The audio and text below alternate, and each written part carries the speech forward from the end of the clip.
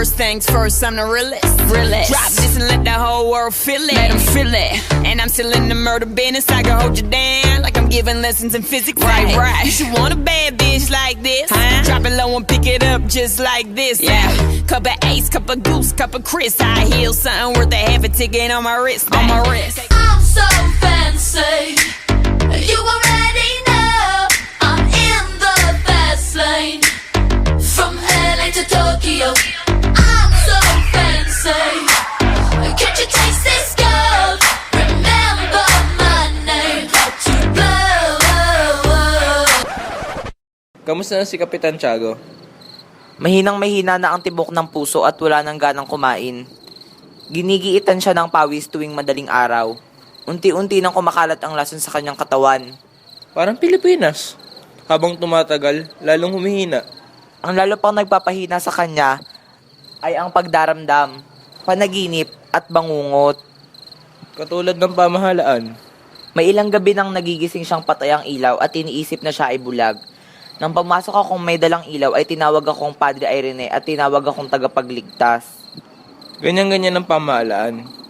Napansin kong hindi mo binabasa ang librong binigay ko sa'yo. Wala kang pagmamahal sa bayan. Huwag na, sa loob lamang ng 1 oras, magsisimula na ang himagsikan. Wala nang mga universidad, wala nang mga mag-aaral at magpapahirap. Naparito ako dahil sa 2 bagay, ang kamatayan mo o ang iyong kinabukasan, sa panig ng umaapi sa'yo o sa panig ng iyong bayan. Sa panig ng umaapi o sa panig ng inaapi? Hindi ko alam. Magpasya ka, kailangan mo na magdesisyon dahil ako ang namumunos sa pagkakagulo.